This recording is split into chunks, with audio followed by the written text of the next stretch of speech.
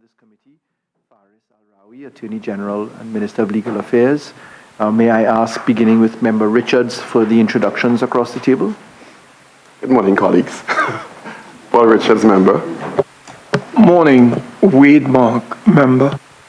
Good morning, Ronald Huggins, member. Paula Gopi-Schoon, member. Good morning.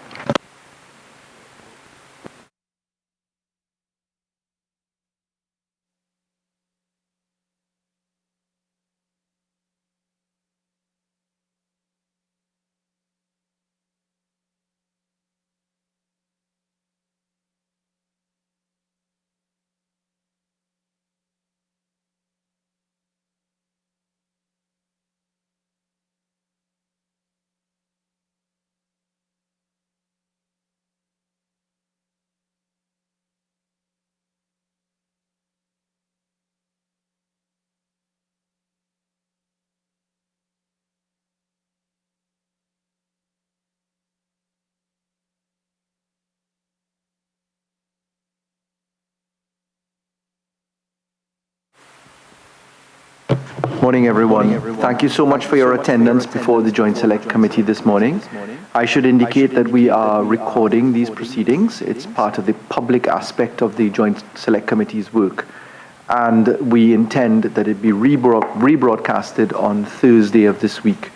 May I, in exercising the introductory formalities, ask the members of the committee to introduce themselves. I am the chairman of this committee, Faris Al-Rawi, Attorney General and Minister of Legal Affairs. May I ask, beginning with Member Richards, for the introductions across the table? Good morning, colleagues. Paul Richards, member. Morning, Wade Mark, member. Good morning, Ronald Huggins, member. Paula Gopi-Schoon, member. Good morning. Good morning, Edmund Dillon, member. May I ask the two entities with us, split as senior counsel and junior counsel as you are, with cascading tables, and that is meant to lighten the proceedings. I don't see Dr. Ramprasad smiling, however. Thank you so much. May I ask you to introduce yourselves, please? Perhaps we could begin with the TTPBA. Good morning, Darren Lee Singh, President of the Trinidad and Tobago Publishers and Broadcasters Association. Lisa Agard, and I'm not a legal advisor to the TTPBA.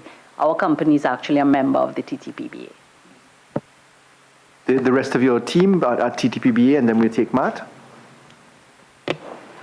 Maria Cooper, Director of TTPBA.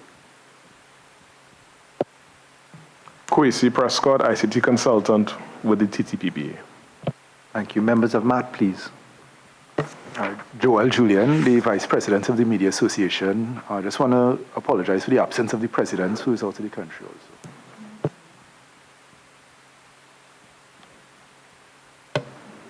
Yes. Sheila Ramprasad, independent journalist and member of the Media Association. Mark Lindsay, technology journalist, member of MAT. Francesca Hawkins, former president of the Media Association and standing member of MAT. Thank you very much, members, and welcome to this very important exercise of democracy that this Joint Select Committee is engaged in. We thank you publicly for your submissions to the Joint Select Committee. We are here specifically to look at the bill which is before the Joint Select Committee, which is the Act to provide for the creation of offences related to cybercrime and related matters. As you know, this is the third iteration of legislation to treat with cybercrime. There were two iterations in the period prior to September 2015. And then there was a second iteration under the present government. We have had several years of stakeholder consultation, but there hasn't managed to be a crystallized form of legislative output by the Parliament, largely because of the breadth of issues to be dealt with under cybercrime. There is, of course, an existing Computer Misuse Act, which is in and of itself a very heavy piece of law with very serious consequences for computer misuse. And there is, of course, the common law and statutory provisions which articulate to treat with crimes on a cyber platform so that the concept of cybercrime is not alien to the laws or courts of Trinidad and Tobago. We're well aware that the Trinidad and Tobago Police Service is engaged in certain positions. By way of introductory remarks, the work of this committee, the bill which is before us, is one which has been produced on the back of external advice, on the back of Commonwealth law experience and analysis, on the back of stakeholder consultation, and in consideration of the treatment of some aspects of the civil law alongside the criminal law. Indeed, the parameters of defamation, of criminal libel as it used to stand on the books of Trinidad and Tobago, of the articulation of both the civil law and criminal law have been considered in producing a draft which is now under consideration. With those introductory remarks, the committee is very eager to receive your clarification on submissions made. We propose that we invite you to make an opening statement, beginning with perhaps the TTPBA and then with Matt. We propose to have your introductory statement. We thank you for and we have digested your written submissions to the committee. We'd ask that you take us through any further matters of submission that you wish to raise, and then we'd ask that you receive questions from members of the committee which you can hopefully clarify any issues arising on submissions already made and those to be made. Perhaps we could take that particular course of action. We'll stop just prior to the questions being made. We'd ask the TTPBA to begin with its opening statement and then its submissions, and then we turn over to Matt to do a similar exercise, and then we can open the floor for questioning. And of course, this is a two-way conversation, so we would invite, if you have any questions of the committee as well, in terms of some of our parameters, as best as we're able to answer them, we'd be very pleased to do that. Perhaps, Mr. Chairman of the TTPBA, you can begin. Good morning, distinguished members of the Joint Select Committee, and I dare say, citizens of the Republic of Trinidad and Tobago. The Trinidad and Tobago Publishers and Broadcasters Association is indeed honored to be recognized and to be able to sit and discuss the tenets of the Cybercrime Bill 2017. Let me say from the onset that the TTPBA does not represent the interests of all media in Trinidad and Tobago, but instead represents the majority of major players in radio, television, and print newspaper. Let me also say that the Cybercrime Bill has evolved over time, starting with conversations with then Minister of Communications, Jamal Mohammed, and then on to Minister of Communications, Vasant Bharat, to now seeing the TTPBA working closely with the Attorney General's Office and the present Attorney General, Honorable Faris Alwari, in ensuring balance in this bill. We are well aware that there must be a unique balance between cyber hacks and those freedoms enjoyed by the media.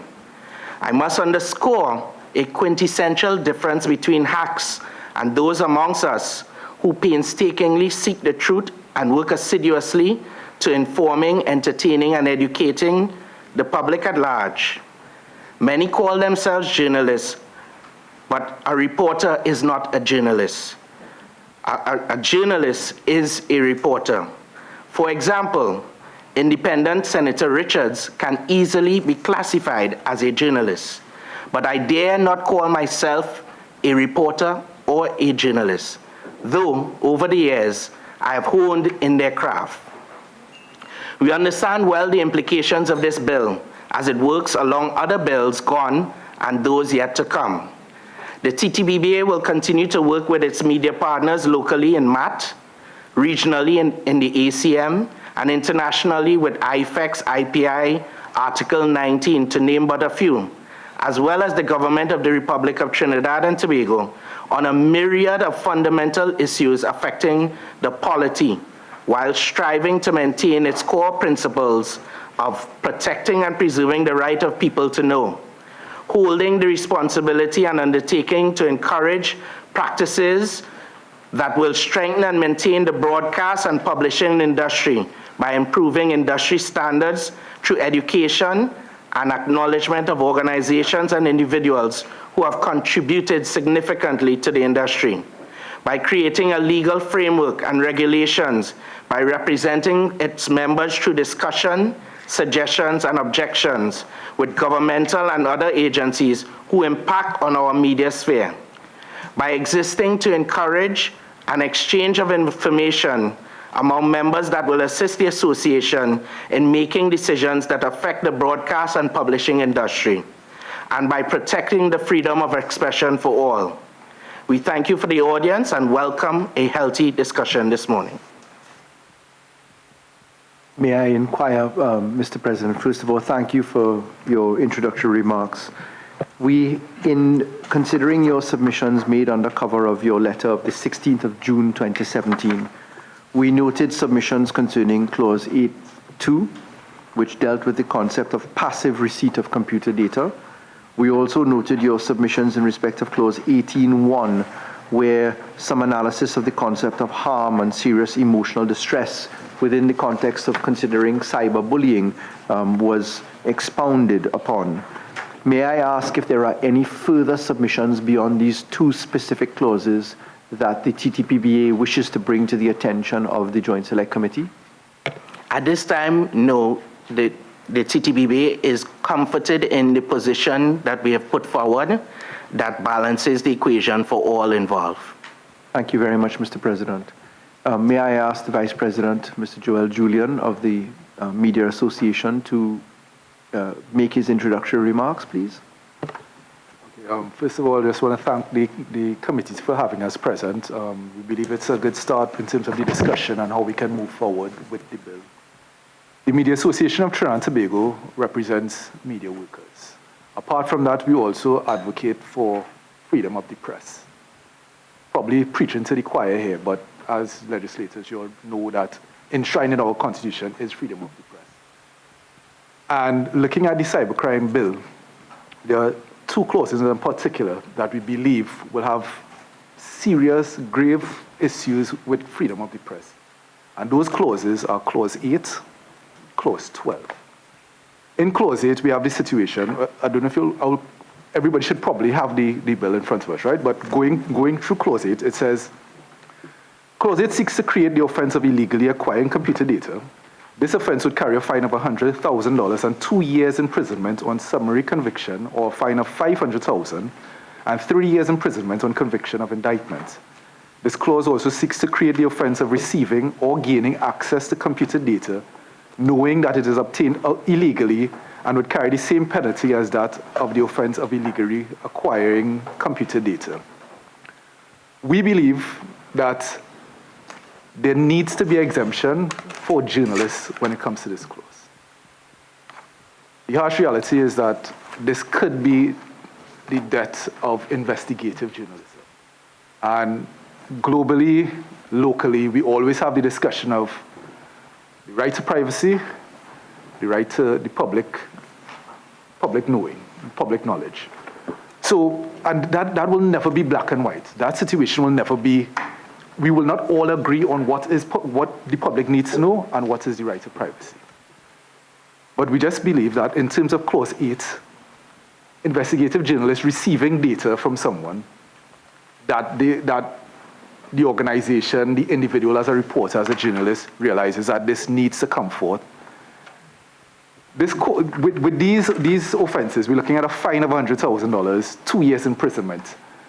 So we're seeing the detrimental effects that this could have. Apart from Clause 8, we also have Clause 12, which seeks to create the offense of the unauthorized grant of access to computer data that is commercially sensitive or a trade secret, which relates to the national security of the state, or which is stored on a computer system and is protected against unauthorized access.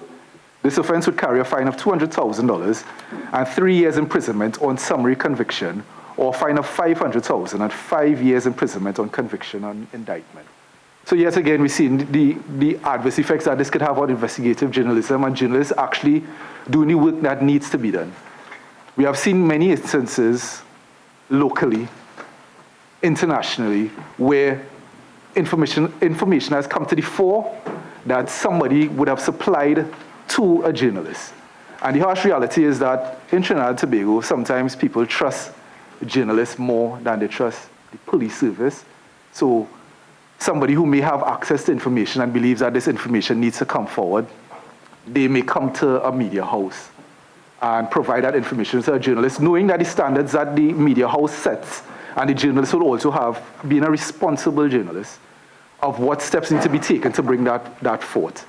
So one of the key things that we're looking at is that there must be whistleblower legislation enacted before we move on in this way.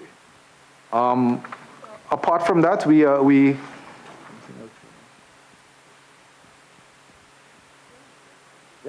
and so those are our two main grouses, or two main issues that we'd like to bring to the committee. We have sent a letter. When you all asked the submissions, we sent a letter stating that. And previously, as the chairman stated, this is not the first time this has come. So we would have sent previous letters relating to these two clauses also. Yeah? So that's it for us at this moment. Thank you very much, Mr. Julian, for your opening remarks.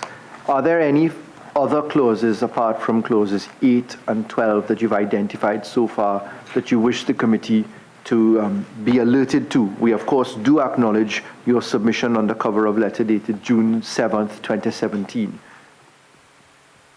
As it stands, the two main clauses that we're looking at, the two main issues that we have, remain 8 and 12, and our hope is that there will be exemptions for journalists. Thank you so much. May I ask you for a small bit of clarification, please? You used in your submissions certain terms, media house, responsible journalist, the death of journalism. May I ask what the Media Association considers to be the subject?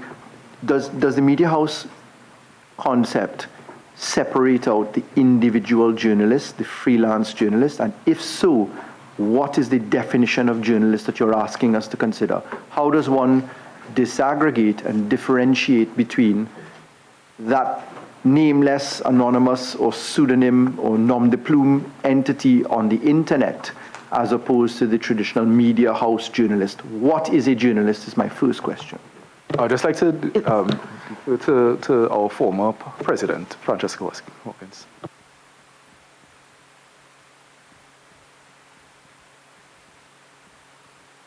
With you on this issue. I'd like to just broaden the concept of journalism for the purposes of the way in which information is flowing and what is a whole new era of the information age. No longer are journalists just housed within a media house, but as we know, there's independent journalists, there are bloggers, there are video bloggers, and yes, there is also fake news.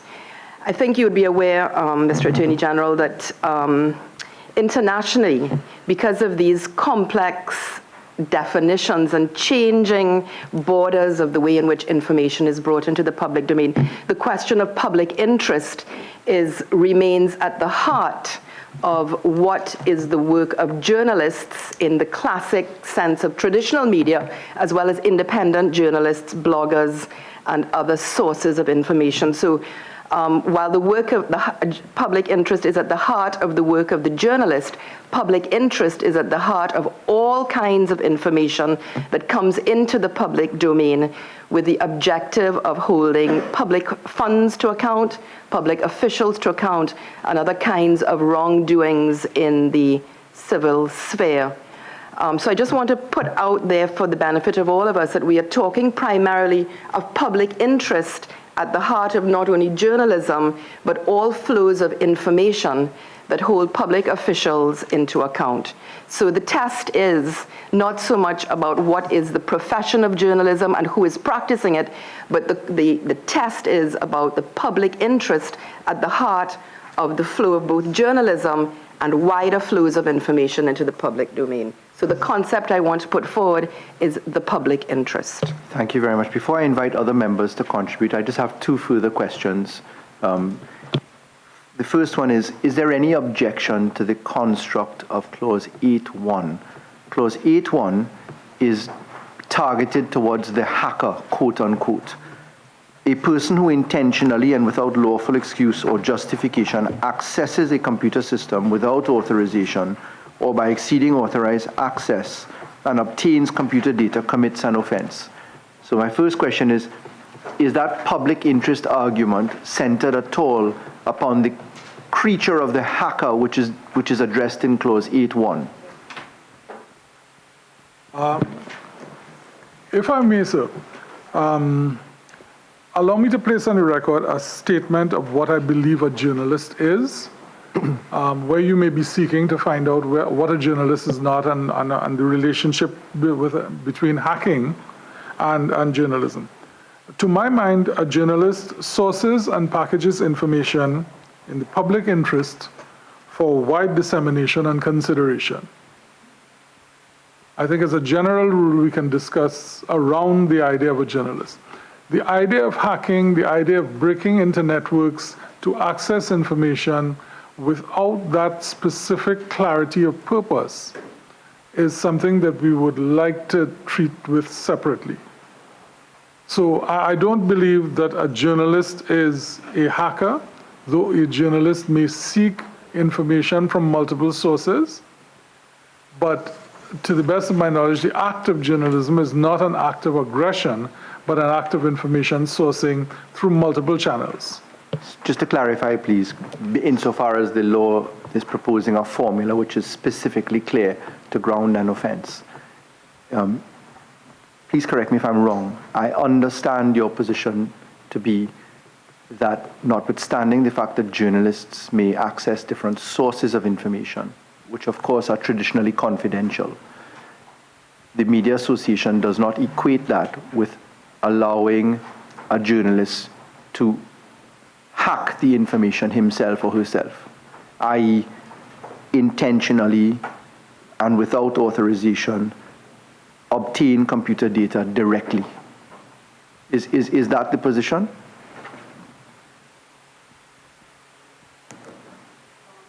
Could you just say that again, please? Okay, I'm trying to understand. Clause 8 has two parts, which are very important for us to understand your submission.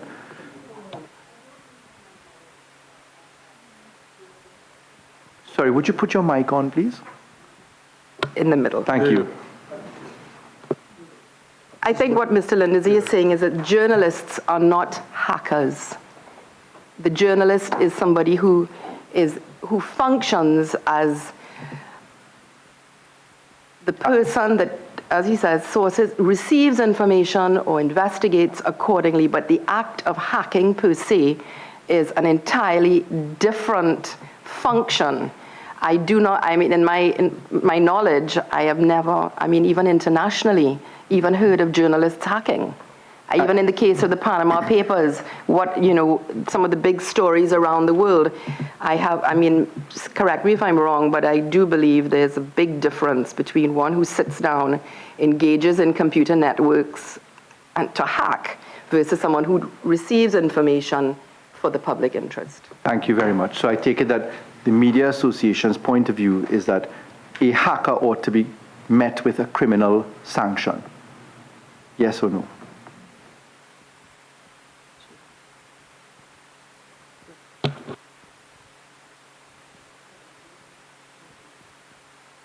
Committee is because we...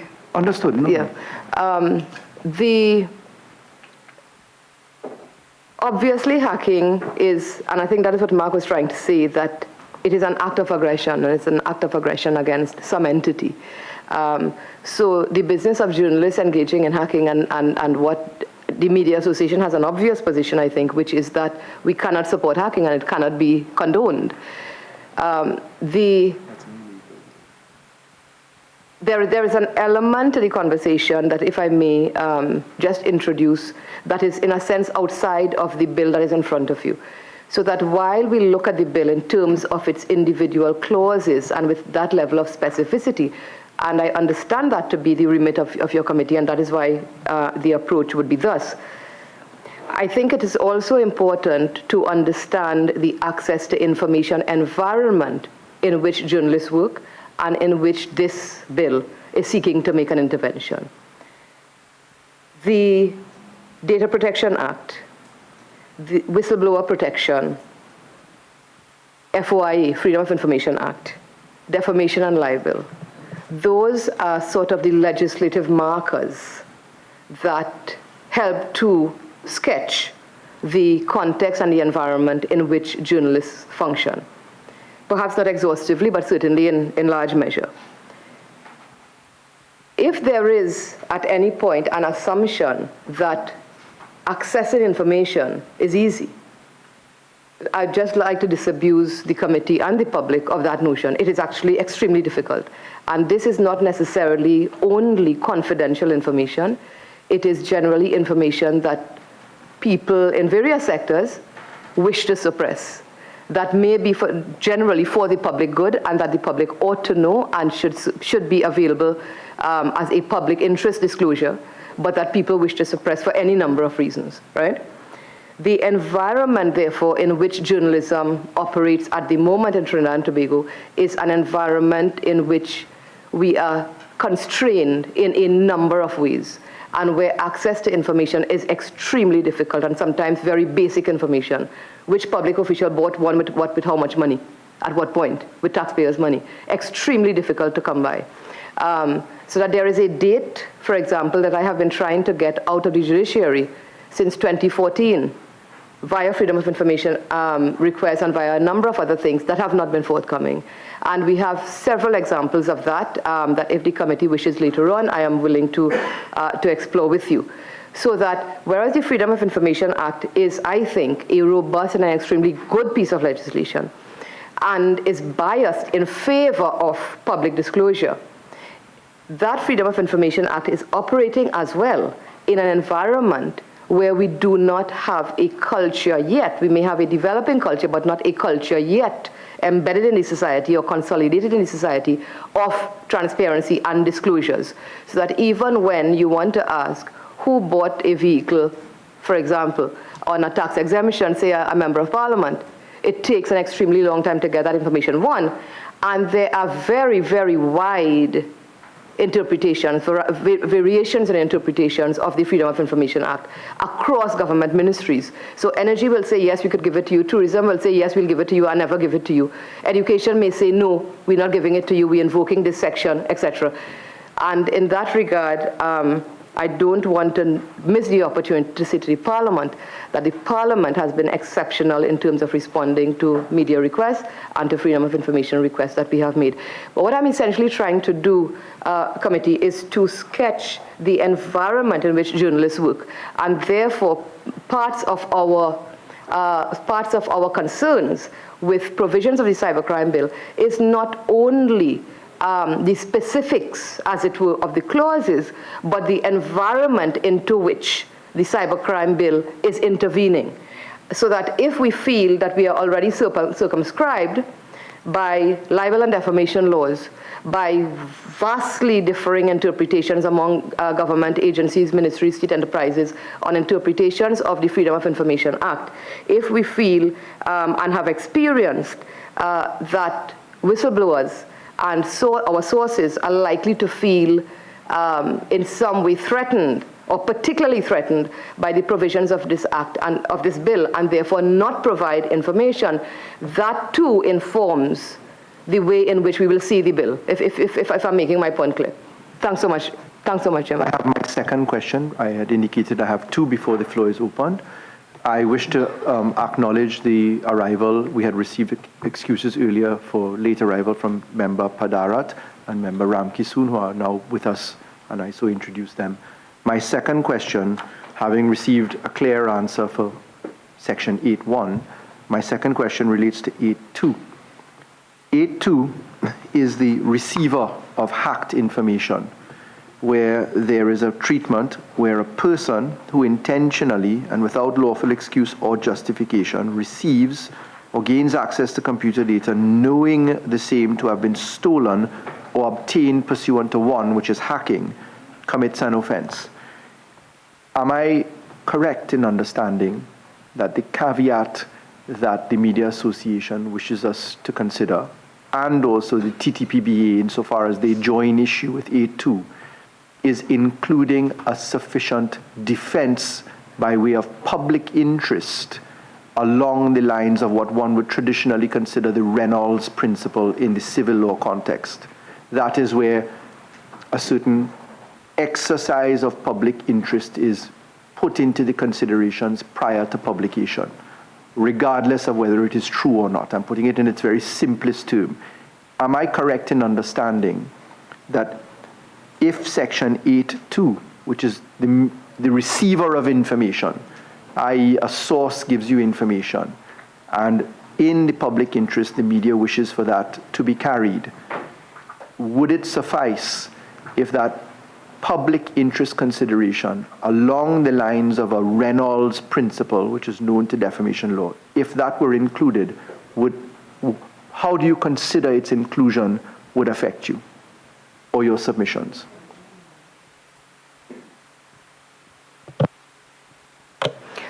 Right. AG, may I please ask that you repeat that with perhaps less of legal terminology, because the Media Association is, we are an association of journalists. We have not come to this meeting with legal representation, and we didn't see the need to so do. We are familiar with the Reynolds principle, of course, but just in terms of languaging. Okay. If you could perhaps language it slightly differently for us, we'd appreciate that. Okay. I was trying to be concise and not legal. I heard the submission coming from members all that the public interest environment is a critical one, and that the freedom of the press principle in mind, and with the public interest argument in mind, that it was essential that we didn't, quote unquote, cause the death of the media in its multiple forms as now currently exists. In doing that, therefore, you made reference to making sure that sources don't dry up. And you also made reference to the need for the public interest argument to prevail in certain circumstances. There was an acceptance that the right to private life exists. In the balancing of rights, however, the law of defamation recognizes a principle called the Reynolds principle, which I know you're familiar with. And that Reynolds principle is that you can publish what may actually be viewed to be defamatory information in a pseudo public interest argument, meaning you will not be punished for publishing the material, even though it is in fact untrue, because it is in the public interest that this story be carried. And that's a well-traversed line of understanding in the judiciary of Trinidad and Tobago. What I'm asking is, will the Media Association and the TTPBA be satisfied with the law as is cast in this bill, providing for a similar form of exception for public interest? May I ask one more question? The Reynolds test, or the public interest test, how far would that cover persons who work in institutions who have released that information in the first place, touching on the question that whistleblowing legislation is not enacted, and whistleblowing legislation around the world is a key protection for the flow of information, particularly with respect to holding public officials accountable? Well, I can indicate now that the government intends to reintroduce whistleblowing legislation very shortly. So putting that aside for a moment and answering your question, how far does it go in? We're now talking about specifically the person who receives the information.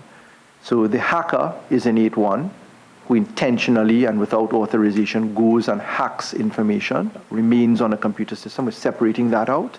And I'm now asking the question from the media's perspective and the broadcaster's perspective, insofar as you've made a submission that the public interest must prevail within what is acceptable in our society, I'm asking the question, is it that you're saying that you will be satisfied if there was a defense to the receiving of what is hacked information if it is treated with in a public interest Reynolds type scenario?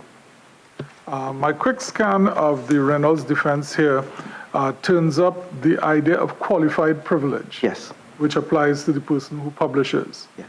I expect that our response to that would hinge on how that notion of qualified privilege is applied, so that publishers would be clear and journalists, independent journalists would be clear on how it would affect them in terms of measuring the weight of the public interest and the value of it to public knowledge in making decisions about the publication of that kind of material. And the answer to that is on a case-by-case basis, as it always is. So can I have a response from either the TTPBA and or the Media Association to the very square question that I've put, which is, would you be satisfied, on what is your view on the location of a defense in circumstances of qualified privilege which look like the Reynolds publication privilege?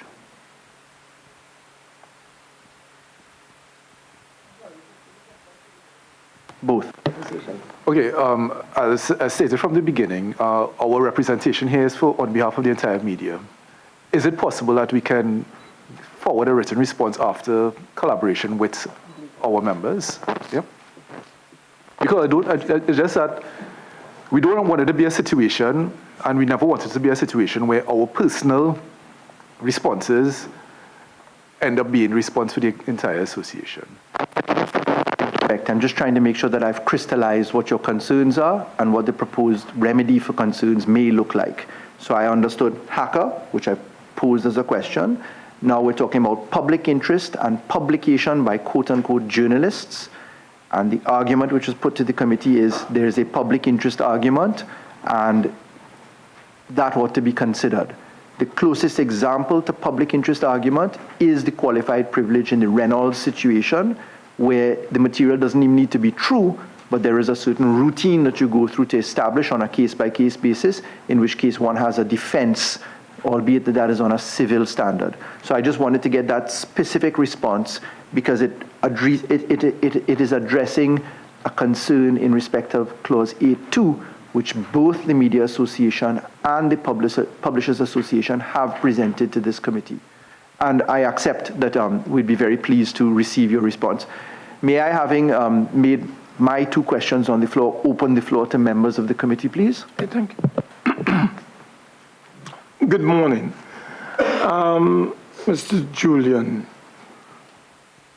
I have before me a letter dated June the 7th, 2017, addressed to the Secretary of the Committee and signed off by the Media Association.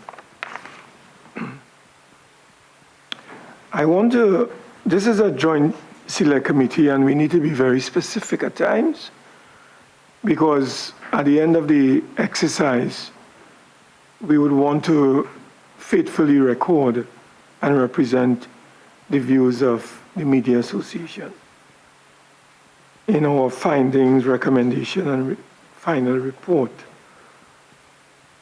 You said in clause 8 of this bill that there were some concerns of this particular bill in its current form, which seeks to criminalize permanently employed journalists and freelance journalists working in the interests of the public. My question is, Mr. Julian, would you want, or would the association want to submit for the committee's consideration what form you would like to see represented and recorded in clause 8 of this legislation? Or would you, on the other hand, based on your submission, leave it up to the committee to form its own conclusions as to your thinking on this particular clause? Or would you want to submit for our consideration, a form, a position that would faithfully record Matt's concern about this particular clause in question. Senator Mark, if I could just add something, to add some clarity. I sit in the enviable or unenviable position of having interests on both sides, which I don't think are mutually exclusive. And referencing the AG's question earlier on regarding this particular clause 8, I have an understanding both from the media practice side and the legislative side in terms of the mandates on both sides. And what we need to be very clear on, and I understand the AG's question in that regard, because if someone has not practiced media, sometimes media people presume a lot of knowledge in terms of how information is gathered, either through whatever means. And very often the crafting or the language betrays that lack of understanding, especially in the present context of evolving technology and how media people have refrained from using the word journalists so far for a particular reason. And who is classified as a journalist, if it is, whether it be independent, attached to an established media house or not, or even in the context of what is now described as citizen journalism. So we need to be, as legislators, very clear, or as clear as possible, in terms of our understanding. I'm speaking for the rest of the committee here now, I'm presuming to speak for, on what that function is and how it's carried out, because there may be misnomers or misunderstandings on that, which may be driving this lack of understanding of the impact this may have on media practice, because I can very well see if this were passed as it is, I could find myself charged as a member of parliament and convicted. And words like acquire and use illegally gathered information, and very often, because of the vast the enormous base of sources journalists have at their disposal, journalists may not know, or media practitioners may not know, that the information is illegally garnered, but it may be in the public interest.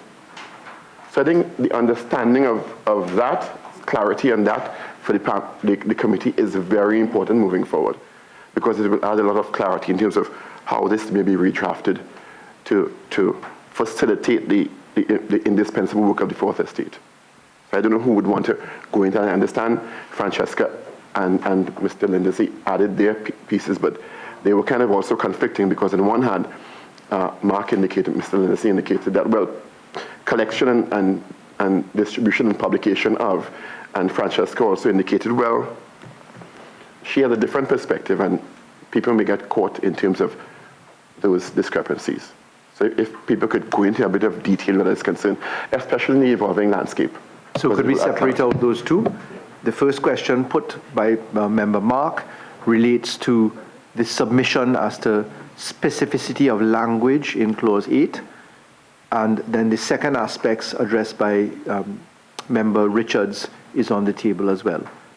The floor is open to both entities to please respond. There are many people who consider themselves media practitioners / journalists now who have not been trained, and who may not understand the implications of information they're sourcing and transferring in the public interest or in the interest of getting the story out or the information out, though it may be well-intentioned. But just to say, I mean, oddly, I think I follow Member Mark's submission a little bit clearer than I do Member Richards's. We understand that drafting is a very specialized and a very specific skill, which is why you have drafters in, AG's office and whatnot. So I don't think Matt is as yet willing to venture into that area of suggesting language. I think the suggestion of the Reynolds principle and the ways in which it could perhaps apply in Clause 8. I think that is a useful, very useful suggestion, and it is something that we perhaps take a little bit of time to consider, which is why we are reserving our response to your direct question, Chair, as opposed to sort of saying something off the cuff. But I do think that is a useful suggestion. I think it's something that we will consider and consider deeply. In that regard, so I'm saying that, Member Mark, to also answer your question, that I don't think we want to offer the language, the specifics of the language as it relates to, drafters' specialization and specialization of skills. But we will do the best we can, and I think we are doing the best we can, prior to this session here and in previous consultations and whatnot, to indicate what our concerns are, where the direction in which we would like to see it adjusted and sort of some of our concerns alleviated. And I am sure that the AG's office and drafters, skilled as they are, can come up with a languaging that we can look at and sort of, get to a point where there is agreement that our concerns have been met by that language.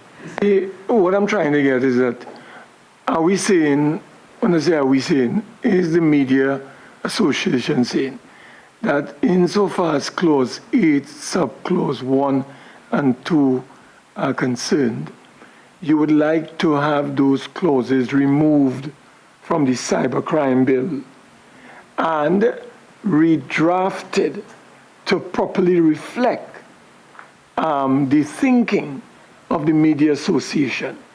Because at the end of the day, you want legislation that would faithfully reflect the wishes, the thinking of the Media Association, so that when we go into closed session as a committee, we would not be misrepresenting the Media Association, because we too will have to submit a report to the Parliament, and we would like to faithfully reflect the thinking of the Media Association.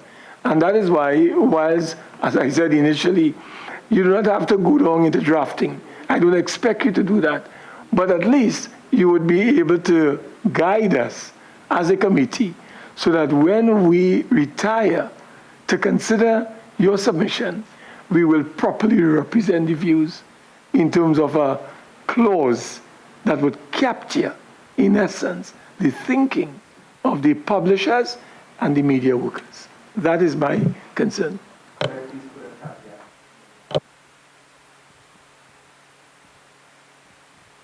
Sorry, I said, could I please put a caveat to that? Member Mark has spoken for himself as eloquently as he always does. However, personally, I would welcome any specific submission that you may have as to language, particularly insofar as the Media Association is well entrenched in our society and has access to many advisors on its panel. I would assume over the many years, this is not an uncommon thing. And could I also ask you to note that the bill in 8.2 specifically provides for caveats and defenses of intentionality without lawful excuse and without justification. So I'm specifically interested in whether you have a view on that, because we did receive specific submissions in terms of drafting from the Publishers Association, which we welcome and thank you for. Okay, so I'm taking it that you're reserving your right to reply to that in better particulars as we progress onward, and we look forward to receiving your submission in whatever form it may come. Yeah, and just to say that I think in response to both of your contributions, that essentially you want, as with all, presumably all bits of legislation, you want to catch who you want to catch and not cast a net that is so wide that you end up catching what you don't want to catch, right? So you want to essentially criminalize the hacking, you want to criminalize breaches of privacy and those sorts of issues. But you don't want to cast that net so wide that journalists get caught in it. And I think that is essentially where, and those are the sort of blurred, those are where the areas are blurred. But I think we all agree that there are certain, and journalists themselves who have been victims of cybercrime, cyberbullying, and whatnot. So there is a real desire on the part of the Media Association to criminalize and penalize certain kinds of behavior. But in doing so, that we do not also obstruct a deeply embedded democratic function that journalists perform in the society. Could I just also add that I will take it that your submission also will include, because the same argument applies to the observations made in clause 12, so that I would open the floor to receive any specific submission that you may have on behalf of us all with respect to clause 12. I interrupted you, Mrs. Agard. Thank you, Chairman. The TTPBA has been very quiet so far. I think one of the objects of the bill is to create what we call cyber equivalence. So to create cyber offenses for things that already exist under the Larceny Act in the other world. So if it is, I noted that Member Mark inquired whether 8 should be deleted in its entirety. Well, 5 would have to go as well. So what 5 is the cyber equivalent of breaking and entering. So it's you go into the computer system, you look around, you see something interesting, but you don't take anything.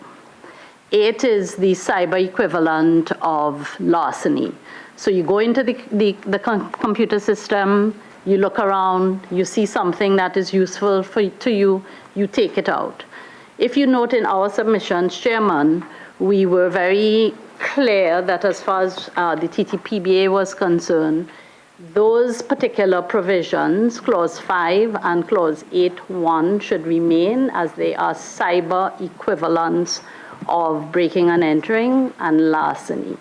Similarly, what 8.2 is attempting to do is to create this cyber equivalent of receiving stolen goods. We do, however, recognize, and you will note in our submissions, that there is clearly a concern on behalf of the journalistic and media fraternity that journalists and other media practitioners may well get caught in the web of this, of 8.2 inadvertently, and I'm sure that that was not the intention of those that drafted the bill. And that is why we had suggested some language that would tighten the applicability of 8.2.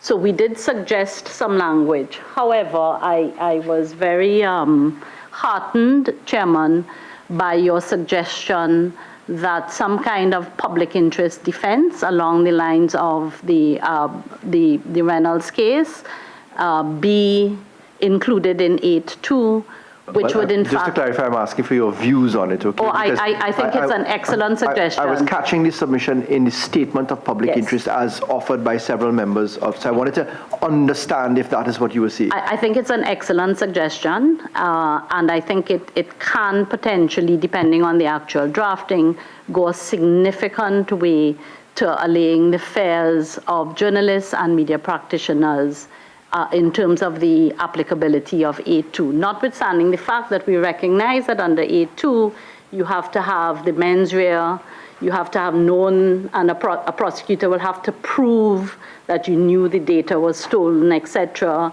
and all of those other things. We bear that in mind, but we do think that the public interest defense would go a long way to allaying fears. Thank you sincerely. Member Hines? I thought the last submission or intervention brought great clarity to this discussion, great clarity. As I understood Mr. Lindsay to be saying that inherently, naturally, the journalist, by virtue of what he or she does, is incapable of committing the offense. I understood you to be saying that because of the fact that that person is a journalist, notwithstanding the difficulties of the definition of that. But that is what I understood. And my mind ran to the anti-gang law, which carves out criminal possibility and prosecution for police officers, members of the defense force, prison officers, law enforcement personnel, generally, who, although they perform those functions, sworn to perform them, it is recognized that they can behave criminally as well. So based on what Mr. Lindsay submitted, I wondered whether he would consider that it is possible for a journalist, in its purest sense, to commit the offense of hacking. And I particularly like the clarity you brought as you align it for the benefit of the public who is listening, to breaking and entering, snooping around in a person's house, and on the other hand, stealing something in the physical realm as opposed to the cyber realm, and then purchasing or obtaining property knowing it to be stolen. So, and you did clearly say, and I appreciated it, that the prosecution will have to prove that they knew that it was stolen. And Mr. Richards asked, a person can do it without knowing. Well, if they did it without knowing and the prosecution cannot prove that they knew, then they would have committed no offense. With those as a backdrop, is Mr. Lindsay saying, and this is my question, that even if the journalists knew that the material was stolen, taking the word "know" in its plain and ordinary meaning, human meaning, if the journalist knew that it was stolen, is Mr. Lindsay saying on behalf of you that notwithstanding that fact, the journalist must still be exempt from prosecution? That's my question. Yes, sir. Thank you for cross-examining the statement. Let me point out two things here. One, we live in a world where people's skill sets are rapidly advancing. So I believe that in short order, it would be entirely likely that a journalist would possess the skill set to perform a hack. That is not currently the case in my understanding of my colleagues, but I am saying that it should not be ruled out. However, I want to point out that when we talk about making a migration of law from the world of atoms to the world of bits, there are some fundamental differences. When a thing is stolen in the meat world, that thing is gone. So if I break into your house and I steal your stereo system, you no longer have a stereo system. In the world of bits, most often these things are duplicated. So you have not lost what you have. What you have lost is control over what you have. For a journalist in that situation, the weight of consideration, I believe, would be in receiving this information, which has not deprived the owner of the information of its ownership. He still has the information. I have a copy. In reviewing that information, is there a public interest in sharing this information with the wider world and contextualizing that information in such a way that it brings greater understanding to readers, viewers, and the general public? Just like to interject, that would of course not be the case in respect of trade secrets, confidential information, the breach of which would be a massive pecuniary loss equivalent to the loss of atoms. So that's a very limited argument. But I understand it in the context that you're putting it, which is the public interest, should I share it? Is this something the public should know? That's an entirely opposite approach to the truth, that the breach of confidence of trade secret or any other position can be a massive end of game, all atoms gone scenario, to use your analogy of atoms versus bits. You could not have put it better.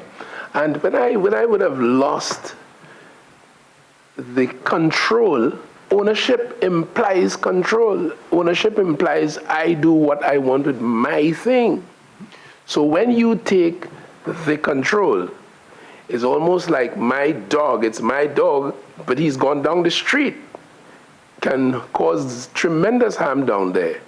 So I agree with the Attorney General, the chairman of this committee, and therefore the question I asked still remains, and it simply is, just by way of refreshment of your... I think it's been answered. That the fact is that one accepts that somebody may be acting with criminality in that context and that they are not mutually exclusive. I all journalists are accepted, because one may borrow the label of being a journalist, which is a very hard concept. Anybody that produces something online and says, "Dear all, Especially I'm writing to inform you of the following," is quote unquote a journalist in today's world. But Chairman, I would like to get an answer, because even if we carve out Mr. Lindsay's acceptance that a journalist can be the criminal hacker, I was asking specifically where the journalist is not the criminal. Are you saying that there are cases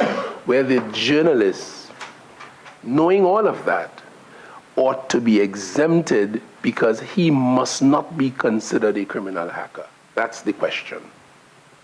Okay, you mentioned a hypothetical of someone losing their dog. Let me put it to you this way. Don't hold me to it, I'm just... Okay, but if I came into information that a company was making significant profits as a result of bypassing known legislation covering pollution.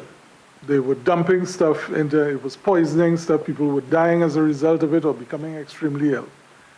That information they would have held would have been proprietary to them. It would have been of value to them because that information governs how they're running their business. I come into this information through sources who deliver it to me, perhaps digitally, and say, well, this is proof conclusive that they are doing this thing.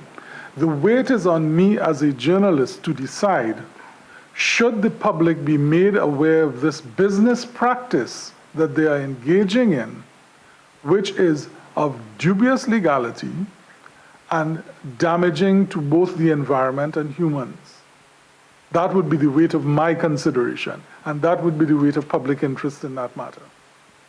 To take an example. So it would cost them money for me to reveal it, so I take the Attorney General's point that yes, I would be revealing a trade secret. No, that wouldn't be a trade secret. A trade secret is a KFC. I put it out in the public domain. Everybody has the formula. Okay. It would be Angostura. It would be a formula sort of approach. But I catch your point, which is back to our public interest argument. May I ask a very specific question, please, to the TTPBA? You've made a very interesting submission in respect of clause 18.1, and that is the use of harm in the cyberbullying perspective. Could I ask for a little bit of clarification? Is it that you're asking for the elements of the crime to include the use of power, intimidation, force, or implied force? Do you wish that to be qualified with that form of position? And if so, if there is another form of harm where a defendant rose up and says, well, look, I am equally a schoolboy in the same circumstance as the other person. I didn't use force, I just used language. I didn't consider it to be intimidating. The other person's view of it is opposite to mine. How does it marry together? That's a very good, Chair, thanks for bringing that issue to the fore. The challenge we have with the current construction is that harm is so broad and so subjective a term that anyone taking minor offense could be deemed harm and trigger 18. So that in the current construction, we believe that fair criticism to a thin-skinned individual will be deemed as harmful and therefore seek to trigger 18. So the objective of our proposed modification is to raise to increase the tests, to strengthen the tests, I should say, so that it is not something as subjective or simple as and broad as harm, but bring in other qualifiers. Now, we use the construction proposed was based on understanding that the initial ill the clause may have sought to treat with would have been cyberbullying. Yes? Now, while in the scenario you put forth, I'm a schoolboy like the other person, I use language, but I'm popular and he's not. as I am popular, by default, which can be objectively identified, I have influence and power over that other person's social status, so that the use of language, I think we used force, yes. Hold 1 second, let me pull it up. Yes. Repeat. So the key to the language we're proposing are the words repeatedly, intimidate, right? So it's repeatedly. So it's either intimidate, threaten, or force. Threaten or force would fall out in this case. That the scenario you raised, Chair. But the repeated intimidation, because I'm popular and therefore have social influence, can then trigger more than just saying I was hurt. Yeah? And therefore it raises the test so that we don't trigger unnecessarily the police force or the enforcement services running down willy-nilly after someone's claiming harm because I was critiqued. It has to be a repeated act. It has to have a decidedly negative impact on the receiver, but it's really to raise the test for a cyberbully or Thank you, Mr. Prescott. And in making that submission, you therefore believe that the qualifications to harm as set out in subclause 2 need to be amplified. So subsection 2 currently says, in determining whether an offense is committed, the court may take into account any factor which it considers relevant, including extremity of language, age and characteristics of person involved, whether communication was anonymous, repeated communication, circulation, true or false, etc. So you think that there needs to be a slightly further amplified submission in that regard. Is that it? Well, yes. While some of the tests are included in 2, we think that while the test is included in 2, for example, the request of the and 4 as well, right? So subclause 4, harm means serious emotional distress. Let me just add, the courts of the country have dealt with issues like serious emotional harm in other areas of law, in the civil element, quite easily. But I would have come to the fact, but I just wanted to hear the answer, because I know that you're aware that the laws of New Zealand were reflected upon for this, and there's been judicial determination in a criminal Commonwealth law perspective as to the subjectivity or objectivity or the balance between the two as to what is serious emotional harm and the characteristics. So this was lifted from a jurisdiction where there's been significant litigation in a criminal context on this particular clause. So I just wanted to understand if the simple submission is that there perhaps ought to be a little bit more reflection on the qualifications of harm? Not in that context as described, maybe not necessary. Okay. We would concede on that point. Thank you very much. No, sincerely appreciated. Yes, please, Dr. Rampasad. Mr. Chair, on the question of emotional distress, Matt also, I think, flagged that in a submission that we attached to our cover submission from the Center for Law and Democracy. I think they made the point for us, so we submitted that as an attachment. In our business, almost everything that we do can create emotional distress for somebody, you know. And I dare say serious emotional distress. I would never have known. Right? So in terms of, so we too are concerned with what that bar is, so that publication of the outcome, say in 2015, of an NGC audit would cause some serious distress to NGC and its partners, one would think. A&V drilling, CJ's sabbatical leave, Ministry of Sport splurging in Tobago, and or in your instance as well. Personal life, of course, and their habits, right? And other points. So Dr. Rampasad, for the purposes of this discussion, I think it by far more constructive that we accept that harm can be caused right across the board, because I've heard members of the media complain about harm as well. And Of therefore, course. there is open season. So we understand the context of it. I'm trying to keep the work of the committee as closely confined to the subject matter. So I take it that we do all agree that harm can be there.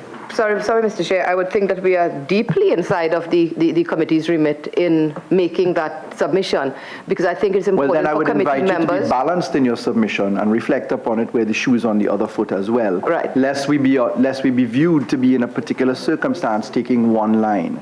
So I could give you umpteen examples where the shoe is on the other foot, but I prefer not to trade. But I do accept the point that you're making.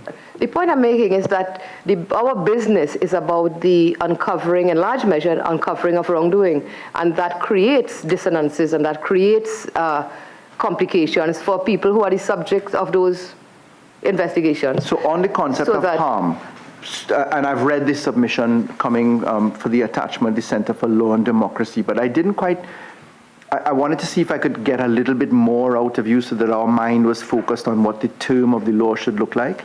And I was wondering, apart from the qualifications that we've set out in subclauses 2 and subclause 4 in particular, where there is a statutory prescription as to what the court ought to consider in a subjective, objective application of the law in deciding the mens rea and also the effect upon the victim. That is the intent of the person committing the crime and the effect upon the victim. I'm asking, is there anything further that you think needs to be added in terms of qualification to how a court views this matter? Well, in the absence of understanding what the current bars are, it's difficult to answer that question. And I mean, you have also used a lot of terminology that I don't follow. And again, if I could ask, perhaps, if possible, for a translation so that I could understand what you're saying. Sure. The translation is as follows. In setting aside, in Clause 18, the concept of cyberbullying. Cyberbullying is described in Clause 18 as being a person who uses a computer system to communicate with the intention to cause harm, commits an offense. Subclause 3 sets out a summary or indictable approach, meaning you go to the magistrate's court or to the high court, passing through a preliminary inquiry if it's to the high court on the indictment. But the court is being asked, in considering the concept of harm, to take a balanced approach between what the person intends in committing the crime and the nature of the subject who complains that he or she is a victim. And in considering the subjectivity of the victim's approach, the court in subsection 2 is being asked to consider the breadth of events set out there. First of all, it starts off with the court may take anything into consideration, and then it sets out certain matters, for instance, age, extremity, the breadth of circulation, etc. And then it goes further in subclause 4 to set out that harm must mean serious emotional distress. And then the understanding as to what serious emotional distress falls into issue. So the translation there is that that's the purpose, those are the parameters, the two entities that are being interrogated in the judicial exercise. One is the person who committed the crime. Did you have the intention to commit the crime? That's the mens rea. Did you in fact use a computer system? That's the actus reus. There must be two elements to meet a crime. You have the intention to commit the crime, or you commit the act, unless it's something called strict liability, where only the act is in view. And on the victim side, the prescribing of the victim's qualification of status and effect is also contemplated. I hope I've done justice to explaining and translating as you've requested. Well, to my absolute embarrassment, Mr. Chair, I can't say that I understand it any clearer. But it will be, but it is something that we will consider and we will ponder upon. I think the point that we wish to make would be the layers and the limits and the qualifications for emotional distress, right? Understanding that almost everything we do creates degrees of emotional stress, and careful that that does not open up journalists and our sources, because we exist as part of an information chain. So it's not only us, it's also those who supply us with information and all the people along that chain, that the emotional stress, which may be the end result or one of the end results of entirely legitimate journalistic activity, it's not criminalized, basically is what. Understood. And so we can look forward to receiving your further reflection in your further submissions to us. So joining the possible recommendations that you'd make with respect to clause 8.2 and 12, we can look forward to some further reflection from you on clause 18, correct? Yes. Thank you very much. I believe I interrupted Member Ramkisoon. Please. Thank you, Mr. Chair. I was delighted by the TTPBA submission on clause 8. I'm very open to 8.3 clause, but in relation to clause 18 and after what the Matt has said on the issue of harm, I want us to be mindful of bloggers or the abuse of bloggers in our society and how it affects persons, because we're very brave to say things or write it than to say it to someone's face, and what is the harm, and that's what the law needs to capture as well, especially for teenagers. So this law doesn't only deal with adults, but for everyone who could be affected. So I know the media's position on harm, and I like that the TTPBA tried to put some additional words to kind of narrow the broad language, but we also want to be mindful that we want to capture persons who we may overlook, like bloggers, as I had mentioned, and there are other avenues as persons, also different social media that are used, and we may not have a clause designated to that, but these can be looked at by the different courts and handled as such. So I thought that I was kind of missing a little bit of the points from Matt in terms of what is their present position. I hear you that you're not hackers, but do you all still have the view after having all of these discussions that you all would not like to be under this piece of legislation as journalists? Is that what you all are, or you all are rethinking it at this point? I wasn't clear on that, because yes, I understand you all are not hackers, and the part of clause 8, the first part of it where it says that you take information, by that means you're not liable to that, okay, but is it the position that you're going to rethink this, or is it that you're still adamant that you don't want to be liable under this piece of legislation, the cybercrime? All right, Member Ramkisoon, what it is basically at this point for the Media Association is that we believe that this thing is not black and white. The harsh reality is, as the chairman said, I don't think anybody really wants to promote hacking. But if it is somebody hacks information that needs to be released, like let's say the journalist is not a hacker, but the journalist receives information from someone, and the person got that information by whatever means they captured it. I'm going to try and make this relevant now. We had the carnival time. There was supposed to be a threat to carnival, right? National security was on the situation. They were informing the public what is going on. Let's say somebody receives pertinent information and reveals it to the media saying there's supposed to be a bomb detonated at 12 p.m. at the Queen's Park Savannah. What should we do? How should we handle that situation? Where's a situation where that is the public's right to know? Understood. So, just to say, without going into the merits of defending the bill, that's why intentionality without lawful excuse, etc., is all there. There are actual caveats in the law. But I catch your point. The thing is, Chairman, we respect that. You see, the media. I don't want it to be a situation where any of the members in the committee believes that the Media Association is just here to put up a block and say, no, we're not accepting this. The reality is that there is a right to privacy. We admit that. We agree that there's a right to privacy because at the end of the day, we are private citizens. However, there's also the balancing act of the public's right to know. And as I continuously say, this is not a black and white situation, not a situation where no, that is wrong. Everything is taken with merit. So we just don't want it to be a situation where a journalist bringing out the information that they believe is the public's right to present this information.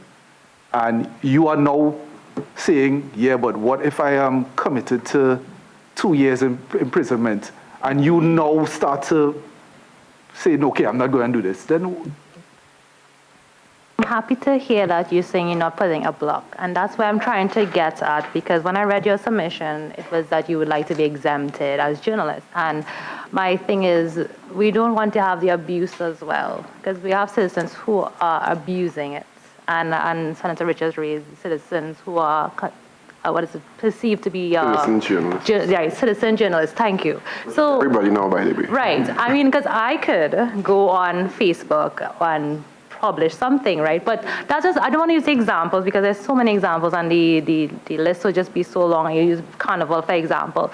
So the thing is, I just want to know what is the position in terms of us, because we have to try to protect the public interest as well, because people are suffering from cybercrimes. I don't want to be here on this position. I know someone has suffered a fatality because we were very slack on bringing legislation to the parliament. So that's why we are meeting with you, and that's why I want to get the position. What is the media's stance on going forward? Because we don't want to have an unclear idea of where we are and where we're going. Thank you. If I may, there's two things regarding 18 that I'd like to invite the committee to consider. One is the notion of a public figure in terms of causing harm. I think that the gauge by which a public figure can claim serious harm as a result of publications or broadcasts should be measured differently from that of a private citizen. It's measured in the common law already, in the application of laws all around the world. In public life, in the laws of the Commonwealth, you're expected to have thick skin. So the larger in public life you become, the larger your lack of complaint diminishes. Okay, and the other is the phenomenon known as doxing, which is when someone uses internet-based media to transmit private information like email addresses, physical addresses, phone numbers. These are things that can actually lead to people actually being harmed physically, and I think that should be factored in as well. Thank you very much, Mr. Lindsay. Member Padarat had asked to join in. Thank you, Chair. Chair, there have been a few cases with respect to Clause 8.2 that we've seen around the world in terms of its application. Now, I'm quite familiar with a case, Matthew case, with respect to a situation in the LA Times in October of 2015, if I'm not mistaken. The point that I want to raise with respect to this is that in the submissions that will be further provided by the TTPBA and the Media Association of Trinidad and Tobago is if they take the opportunity to look at that specific case and see how the application of Clause 8.2 worked, you would see that one of the areas of defense that was utilized in that case was a public interest defense. That case has been a very controversial case since then. There's been a lot of development in the law with respect to that. But specifically, I found that there was a bit of hesitation coming from both organizations as it pertains to sentencing, fines, and penalties as well. So in those submissions, as it relates to 8.2, I believe that case will be very helpful. I see Ms. Agard is with the TTPBA. I'm sure she's familiar with it. But there has been a lot of development in terms of the law with respect to that area of 8.2. I know this continues to be an area that has had significant discussion even prior to your arrival here. In previous sessions, we have spoken at great length in terms of the concerns that both MAT and TTPBA have provided through your submissions with respect to 8.2 in particular. So, Chair, respectfully, I would like to submit that in the consideration of providing submissions to us as it relates to this line item, that the Matthew Keys case be looked at, and also if we can have an idea through your further submissions as it relates to the sentencing, the fines, and the penalties.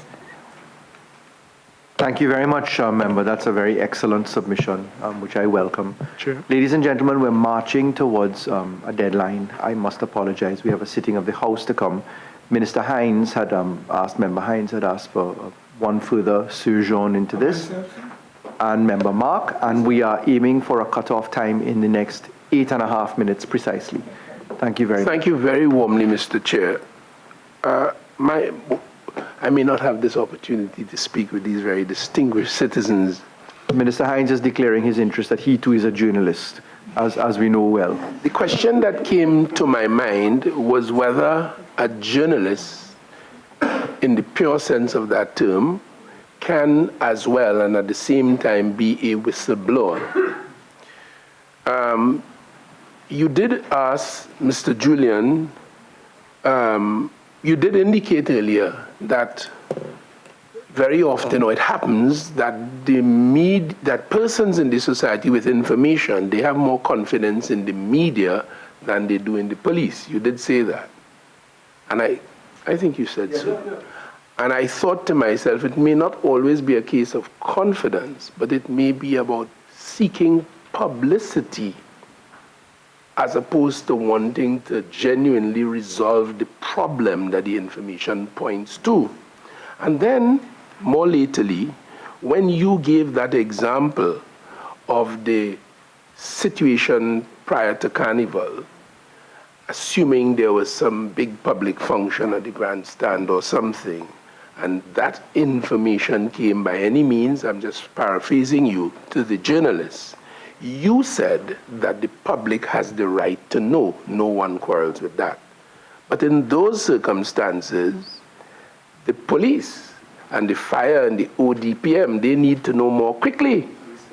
Which raises the point, which is why I started out by asking whether the journalist could as well be a whistleblower. Sometimes it may be that the purpose may not be as noble as seeking the public interest, but it may be more selfish to get a story out for the journalist's glory. we're talking.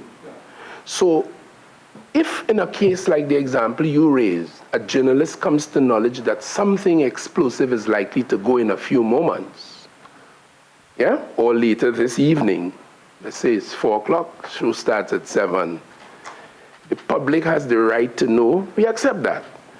But what we want to do is to prevent the thing from happening. So the real people to know would be the ODPM and the police and so on. But the urge on the journalists might be, I'm not saying it has been, I'm not saying that's the way it is. I'm just raising it for your consideration.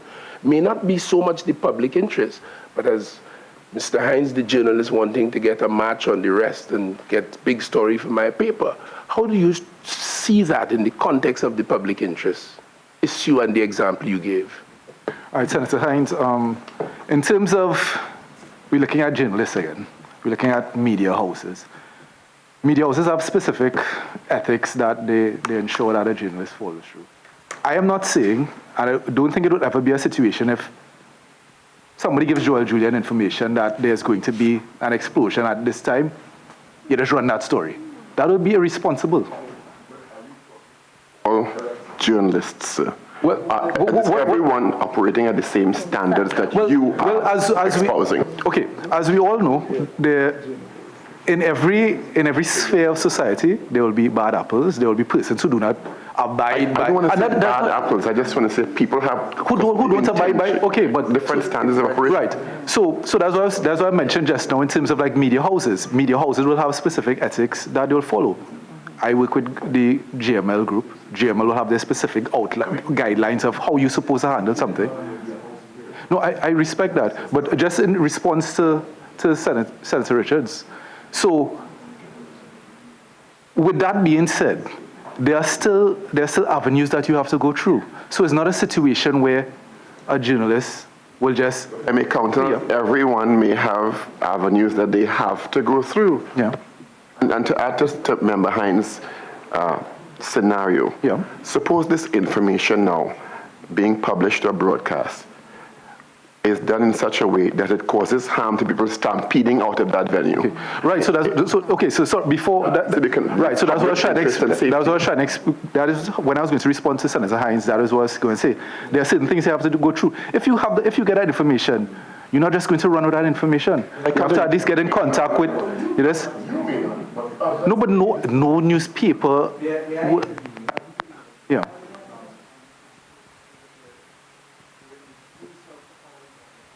And I wish to thank both ends of the conversation. It is a very important discussion, but I just want to offer the caution, Mr. Julian. I accept what you're saying from the media house's perspective, and I do know that you are aware that anybody can be a journalist and a citizen journalist, and this is what this law does. It's much larger than just the media houses, where somebody can be fired or treated on the basis of what they do or don't do in terms of protocols. I accept that, and indeed, your association includes freelancers such as Mr. Lindsay and Dr. Ramprasad, who are well represented here. So I accept your position. We have Member Mark asking for one further interrogation. I do remind that we have to end at 12. Member Mark, could I ask you to give the fastest run up to your wicket as possible?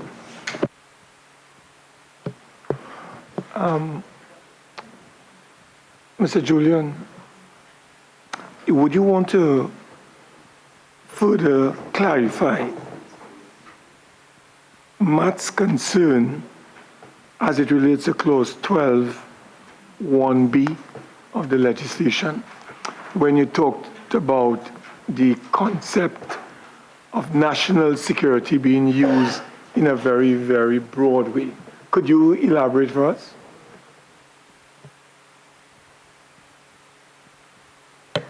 Member, thank you very much for sort of directing our attention in that regard. Somewhere around the 1980s or thereabouts, when big crime in Port of Spain was really somebody stealing a tire, right? People would leave, park their cars, go to work, and come back and find their car on 4 blocks. And that was the big crime reporting at the time. And we were those were stories in the newspaper, if you could imagine it, big stories, tire thief, right, in town. Even in those times, to get information from the police about a tire being stolen, people were saying, we can't do that as national security. So that national security became a term, a sort of catch-all to basically suppress information, sometimes just to not give information if you're not feeling to on that day, sometimes as a reason to sort of express a certain level of aggression and hostility to people seeking information who you consider perhaps ought not to have been seeking it. So that national security became a sort of wide rubric, not only in Trinidad and Tobago, but across the Caribbean. So that over time, from the 1980s to now, in the 1980s, we had among media people in the region some very heavy conversations about how that term was being utilized to suppress public interest information. So that was the sort of broad context in which we have raised it in our submissions.